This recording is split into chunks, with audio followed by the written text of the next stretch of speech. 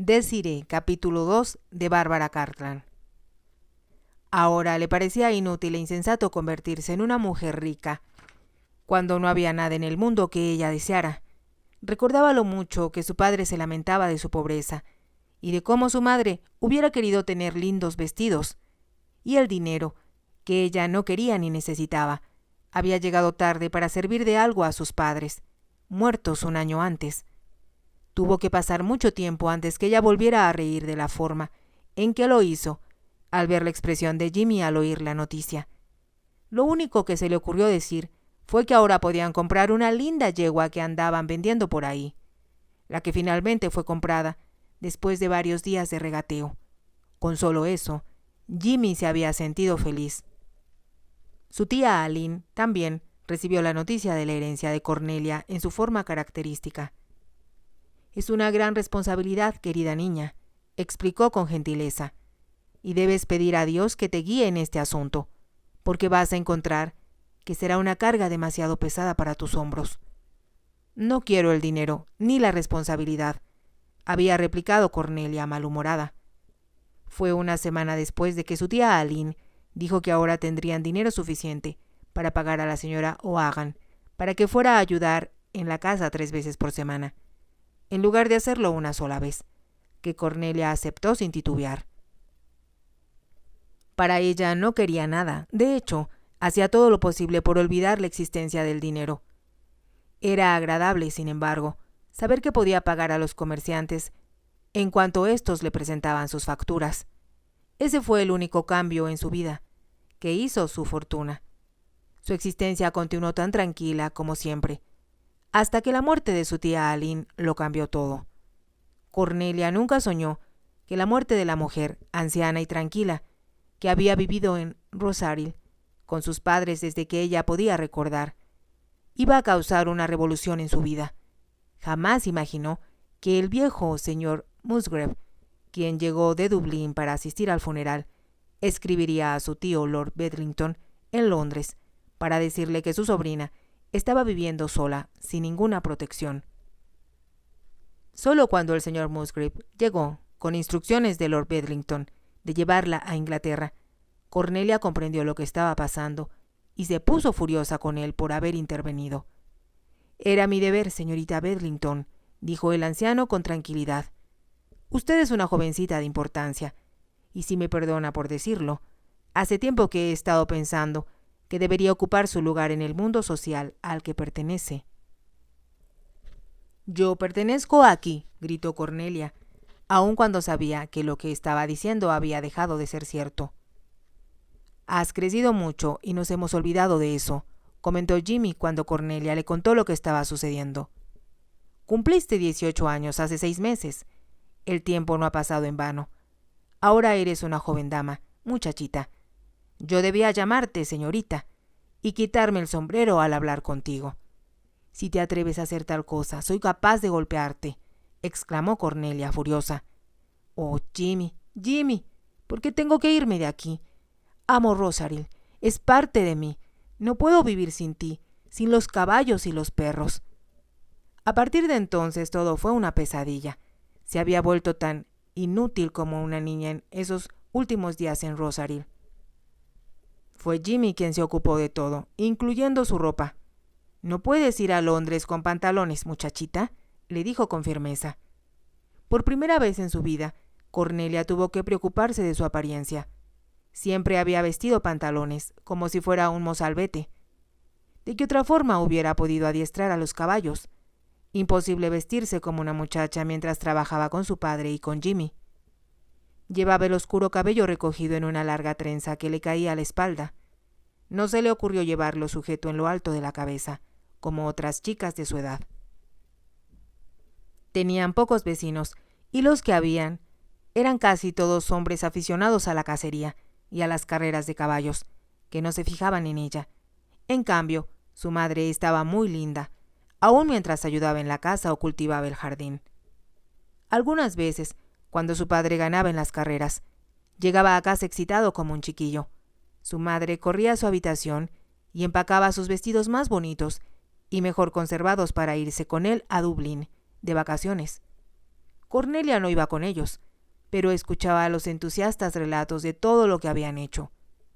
Su madre volvía con un vestido o un nuevo sombrero, que mostraba a su hija y a su prima, Aline, antes de guardarlos en el armario para quedarse olvidados ahí, hasta que pasaban de moda como el resto de la ropa buena que tenía. Era una suerte que le quedara bien la ropa de su madre. Parecía hecha para ella, pero mucho antes de llegar a Londres, comprendió lo anticuada que se veía. No importaba, se sentía tan miserable y furiosa de haber tenido que dejar Rosaril, que su apariencia resultaba ser el menor de sus problemas. La noche anterior al viaje, se había dado cuenta de lo temerosa que se sentía de ser lanzada a un mundo del que nada sabía. La única luz de esperanza que veía en la oscuridad, que había descendido de pronto sobre su vida, era que el abogado le había dicho que cuando cumpliera 21 años, podría hacer lo que quisiera. Dentro de 3 años podría volver a casa sin que nadie se lo impidiera. Cuanto más pensaba en los parientes de su padre, más los odiaba. Desde que tuvo edad suficiente para entender, Cornelia oyó a sus padres reír de la pomposa respetabilidad del hermano mayor de su papá. A ella siempre le había parecido un hombre ridículo. La breve mirada que le lanzó 2 años antes, en el funeral de su padre, de sus padres, no hizo más que confirmar esa idea. Bajo de estatura, de rostro encendido, Lord Bedlington había encontrado poco que decir a su pálida y flaca sobrina. Se alegró al verlo dirigirse a la estación, después del funeral, y pensó que no volvería a verlo jamás. Pero ahora, él alteraba toda su existencia, porque, según le informó el señor Musgrave, era su tutor legal. «Odio a mis parientes ingleses», había dicho a Jimmy, en tono apasionado. «No digas eso, muchachita. No es buena idea enemistarte con gente con la que vas a vivir, sobre todo cuando es de tu propia sangre». «No, no diré nada por ahora, pero cuando cumpla 21 años, les diré lo que pienso de ellos y volveré aquí.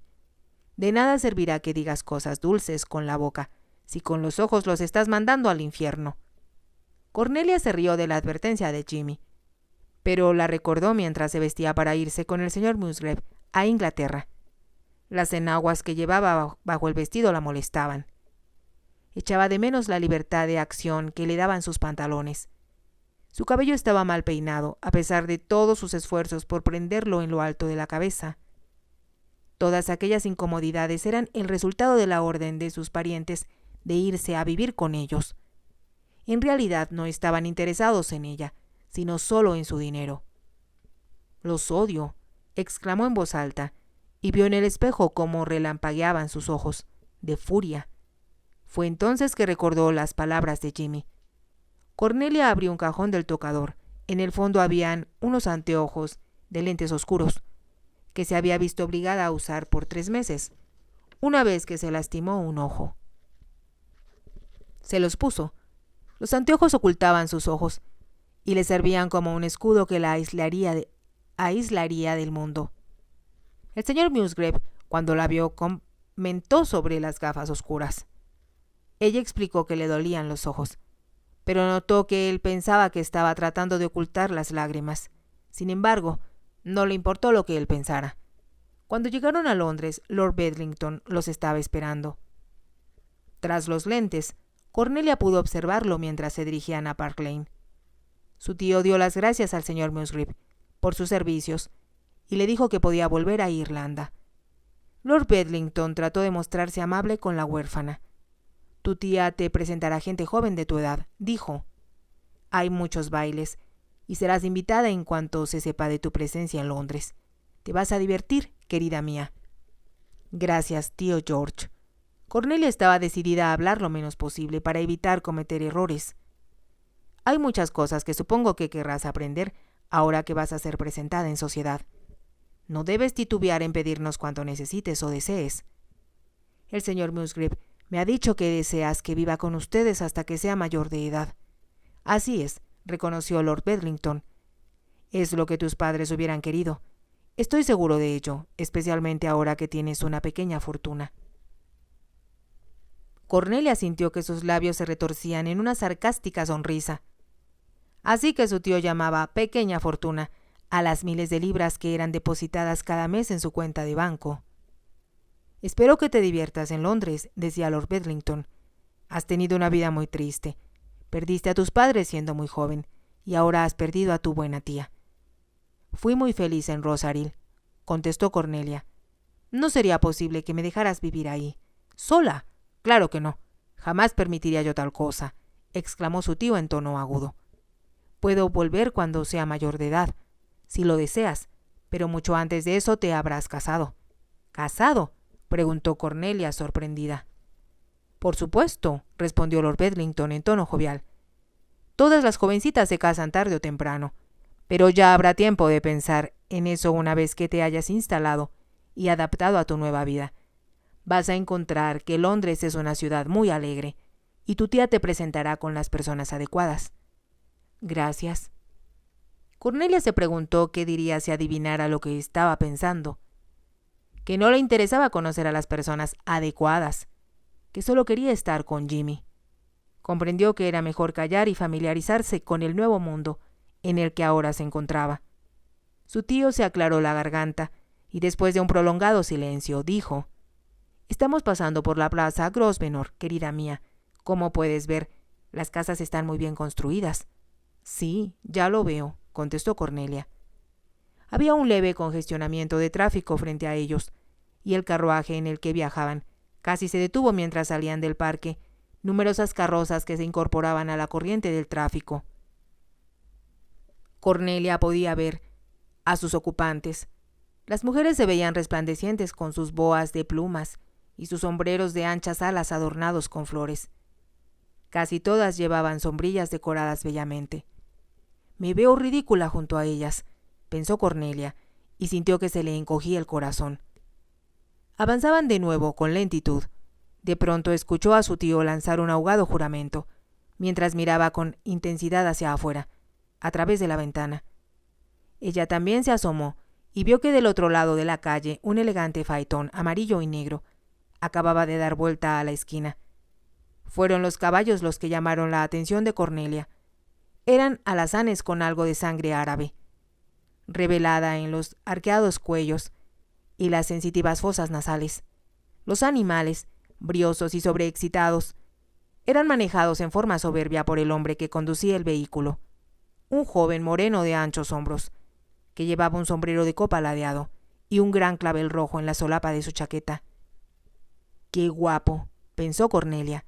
De hecho, era más elegante y más apuesto que cualquiera otra persona que ella hubiera visto en su vida. Cornelia y Lord Bedlington no eran los únicos que observaban al joven, cuyos caballos se movían y relinchaban nerviosos.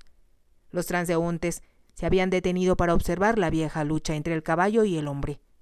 Entonces, tan repentinamente como había empezado, el forcejeo cesó. El conductor ganaba. Con soberbia habilidad hizo adelantar los caballos, y estos empezaron a trotar a buen paso, tal como su amo les ordenaba. El faetón avanzó con rapidez y no tardó en perderse de vista. «Muy bien hecho», exclamó Cornelia emocionada. Entonces, al ver el rostro de su tío, deseó no haber hablado. Tenía las espesas cejas unidas en un gesto y apretaba los labios con furia. La joven podía ser inexperta en muchas cosas, pero sabía cuando alguien estaba furioso, hasta casi el punto de la explosión. Recordó entonces el ahogado juramento de su tío, cuando vio aparecer el faetón. Había algo en el conductor que lo había enfurecido. Con gran tacto preguntó: «¿Qué parque es ese? ¡Qué bonito es!». Vio cómo la furia desaparecía del rostro de su tío. «Es el parque Hyde», contestó. «Nuestras ventanas dan a él. Casi, así que no echarás de menos el campo». Cornelia tenía sus propias ideas al respecto, pero contestó en forma cortés, y unos minutos más tarde se detuvieron frente a un gran pórtico. El lacayo saltó del pescante y abrió la puerta. Un mayordomo apareció en lo alto de la escalinata que conducía a la casa, seguido de 2 lacayos de librea y peluca empolvada, y que se inclinaron ante su tío y le tomaron el bastón y el sombrero. «Pasemos a la biblioteca, querida», dijo Lord Bedlington. «Tu tía bajará en un momento a saludarte». La habitación era más amplia y lujosa que cualquier biblioteca imaginable.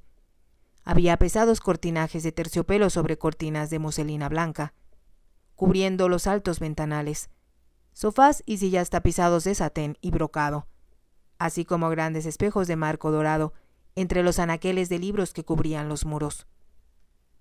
Cornelia se preguntaba si sería correcto o no expresar su admiración, cuando entró Lady Bedlington. La miró asombrada. No esperaba encontrarse con una mujer tan hermosa. Lo que era más, no esperaba encontrarse con una mujer de aspecto tan juvenil. «Así que esta es tu sobrina, George. ¿No vas a presentarnos?», decía una voz dulce, aunque un poco afectada. «Es Cornelia», comentó Lord Bedlington en tono brusco.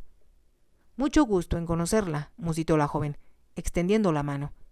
«Bien, ahora puedo dejar a Cornelia contigo, Lily», dijo Lord Bedlington en tono de alivio, como si se alegrara de librarse de algo molesto.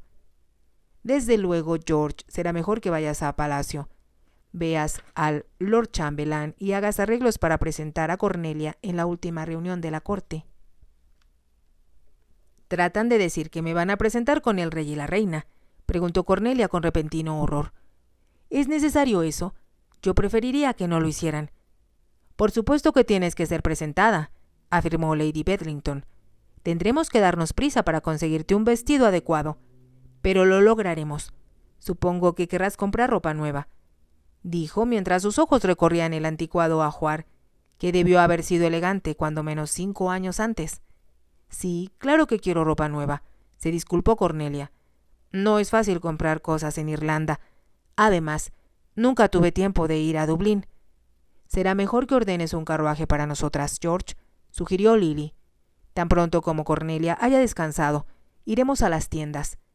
Cornelia lanzó un suspiro de resignación. Detestaba ir de compras. «Supongo que querrás lavarte y ponerte ropas más ligeras que la que traes ahora». Titubeó Lady Bedlington un momento y entonces agregó: «Esos anteojos, ¿es necesario que los uses?». «Sí», repuso Cornelia con decisión. «Me lastimé un ojo mientras cazaba el invierno pasado, y el oculista sugirió que los usara cuando menos 9 meses». «Qué pena», comentó Lily, aunque su tono de voz no revelaba compasión. «Mi doncella te está esperando en el vestíbulo». «Gracias, tía Lily». Cornelia salió de la habitación hacia el vestíbulo, donde una mujer de aspecto austero, con un pequeño delantal blanco, la estaba esperando. «Por aquí, señorita, por favor», dijo al verla. En la biblioteca, Lily se dejaba caer en una silla. «Mi querido George, ¿te das cuenta de lo que nos has traído? ¿Habías visto alguna vez ropa semejante? Ese abrigo es de tiempos de Noé. Y el sombrerito, una pieza de museo». «Vamos, querida, no empieces», replicó Lord Bedlington. «La muchacha es huérfana y Rosaril está en las profundidades del país. ¿Qué oportunidad pudo haber tenido de comprarse ropa?» «No es solo la ropa, George, esos anteojos. Bueno, haz lo que puedas por ella. Puedes gastar todo el dinero que quieras en embellecerla. Eso no es problema. Es el único consuelo posible. Pero no esperes que realice milagros. No soy maga». Su madre era una mujer bonita y Bertie fue el Adonis de la familia. No hay razón para que su hija no se vea bien, con un poco de ayuda. «Ya te dije que no soy maga», insistió Lily con frialdad. «Pero no te preocupes, George, tengo todo arreglado para ella».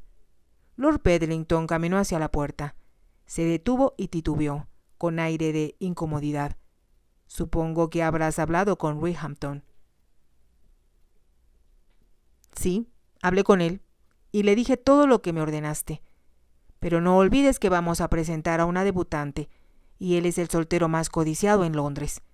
Tendremos que invitarlo a la fiesta que demos para Cornelia. En tanto él concentre sus atenciones en Cornelia, todo está bien, aunque no creo que ese joven libertino se interese en ninguna debutante». Cerró con brusquedad la puerta de la biblioteca al salir. Lily se levantó del sofá y caminó hacia el espejo. Por unos instantes se miró sonriendo. Después se echó a reír. «Anteojos», exclamó en voz alta. «Oh, pobre, pobre Drogo». El rey y la reina entraron en el salón de baile y las damas que hacían reverencias a ambos lados de ellos parecían levantarse y caer como las olas de un mar de tonalidades gloriosas. Él es exactamente igual que en los retratos, pensó Cornelia al verlos. Pero ella es mucho más hermosa. La reina Alejandra, en un vestido de satén gris pálido, hacía que las demás mujeres parecieran torpes y mal vestidas. El óvalo perfecto de su rostro, las delicadas cejas, la nariz bien definida y el resplandeciente cutis enfatizaban el color de los ojos. El salón de baile de la casa Londonderry, con sus resplandecientes candelabros, su decoración en blanco y dorado, sus retratos fabulosos y la abundancia de flores de invernadero en jarrones y guirnaldas, hacían que alguien tan poco sofisticado como Cornelia enmudeciera de asombro. Los invitados no eran menos impresionantes que el salón.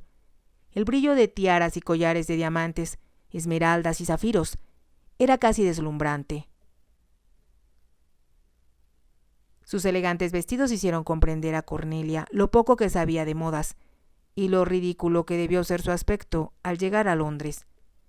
No se sentía todavía satisfecha con su apariencia, a pesar de que su vestido había sido adquirido en una buena tienda y se había pagado un precio exorbitante por él. Tampoco había servido de mucho que la hubiera peinado el propio peluquero de tía Lily. Si te ha gustado, te invito a que te suscribas, a que me regales un me gusta y actives la campanita para poder seguir escuchando esta historia. Gracias.